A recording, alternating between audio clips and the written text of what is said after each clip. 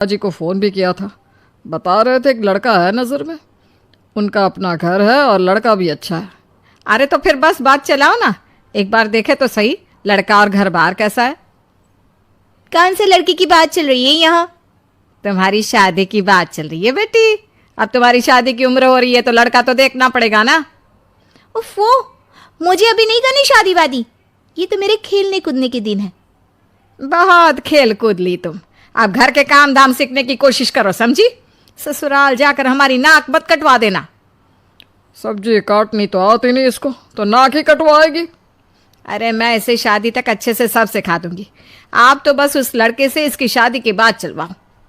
कुछ दिनों बाद कुणाल और उसकी माँ शीतल को देखने घर आते हैं। कुणाल दिखने में बड़ा ही स्मार्ट होता है। शीतल तो उसे देखती ही रह जाती है। देखो जी, हमारी कोई डिमांड तो है नहीं, बस हम चाहते हैं कि लड़की घरेलू हो, घर के सारे कामकाज संभाल ले। अब आपके परिवार में तो बस 3 ही लोग हैं, पर हमारा तो खूब भरा पूरा परिवार है। बाकी हमें लड़की के घूमने फिरने दोस्तों से मिलने से कोई दिक्कत नहीं है। घर का काम करने के बाद जो चाहे सो करे। अरे वाह, ये तो इतने बढ़िया लोग हैं। लड़का भी इतना स्मार्ट है और ऊपर से इन्हें मेरे घूमने फिरने से भी कोई दिक्कत नहीं है। हे भगवान, तूने तो बिना मांगे ही मुझे सब दे दिया। बताओ जी, और क्या चाहिए हमें? हमारी तरफ से तो रिश्ता पक्का है जी। बस फिर तो हंसी खुशी शीतल और कुणाल की शादी हो जाती है। शीतल मन ही मन बड़ी खुश होती है और उसी खुशी के साथ वो अपने ससुराल में कदम रखती है।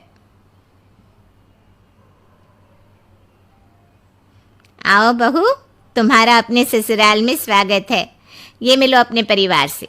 ये तुम्हारे ससुर जी, तुम्हारी ननद सुनीता और गीता, सुनीता के पति राजेश और उनके 2 बच्चे राजू और चिंटू। ये ना हमारे साथ यहीं रहते हैं। ये तुम्हारी दादी सास हैं और बाकी लोग अभी बाहर गए हुए हैं। इतने सारे लोग, ये सब यहीं रहते हैं इस घर में? अरे अभी तो मेरे देवर देवरानी और उनके 3 बच्चे यहाँ नहीं है। उसके मायके में भी शादी थी ना, तो बस वहीं गई है, कल तक आ जाएंगे। हे भगवान, ये घर है या धर्मशाला? ये सब एक साथ इस घर में कैसे रहते हैं? मुझे तो पता ही नहीं था इनका इतना बड़ा परिवार है। अब समझी कि कोई डिमांड क्यों नहीं की इन्होंने। ये सब चाल चले मेरे साथ। अरे बहू, खड़े खड़े क्या सोच रही हो? चलो अपने कमरे में जाकर आराम करो। जी माँ जी।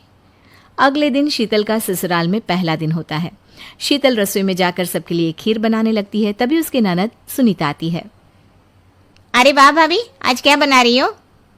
बस दीदी, आज वो पहली रसोई है ना, तो खीर बना रही थी। अरे भाभी, ये खीर वे रहने दो। घर में 4 लोगों को शुगर है और कुछ लोग मीठा ही नहीं खाते। आप ना सीधा खाना ही बना दो। क्या फ़र्क पड़ता है, मीठा बने या नमकीन? बस बहू के हाथ की पहली रसोई होनी चाहिए ना। जी दीदी, तो फिर मैं खाना ही बना देती हूँ। आप बता दो खाने में क्या बनेगा? बस सिंपल सी कोई सब्जी बना दो, जैसे आलू गोभी या आलू मटर, और उसके साथ रोटियां सेक दो। हमारे परिवार में अब तुम्हें मिलाकर पूरे 20 लोग हो गए हैं। 15 बड़े और 5 बच्चे। बड़ों की 6 और बच्चों की 2 के हिसाब से रोटी बना देना। चलो मैं चलती हूँ, सब देख लेना। हाँ, बड़ों की 6 रोटी मतलब कि 15 लोगों की 90 रोटियाँ, और बच्चों की 2 रोटी मतलब 5 बच्चों की 10 रोटियाँ। 90 और 10 मतलब कुल मिलाकर 100 रोटियाँ। हाय, मैं तो मर गई। 100 रोटी अकेले कैसे बनाऊंगी? माँ, ये तुमने मेरी शादी कहाँ कर दी? शादी से पहले तो मैंने कभी 4 रोटी से ज़्यादा नहीं बनाई। शीतल एक बड़ी सी परात में 100 लोगों के हिसाब से आटा निकालती है और उसे गूंथना शुरू करती है। आटा गूंथते गूंथते शीतल के पसीने छूट जाते हैं। उसके बाद बारी आती है रोटी बनाने की। शीतल एक एक करके रोटी बनाना शुरू करती है और 10 रोटी बनाते ही अपनी कमर पकड़ लेती है। हाय, मैं मर गई।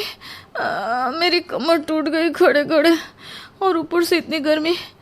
मैं 100 रोटियां कैसे बनाऊंगी? अरे भाभी, सब बाहर रोटियों का इंतजार कर रहे हैं, जरा जल्दी जल्दी रोटी सेक दो।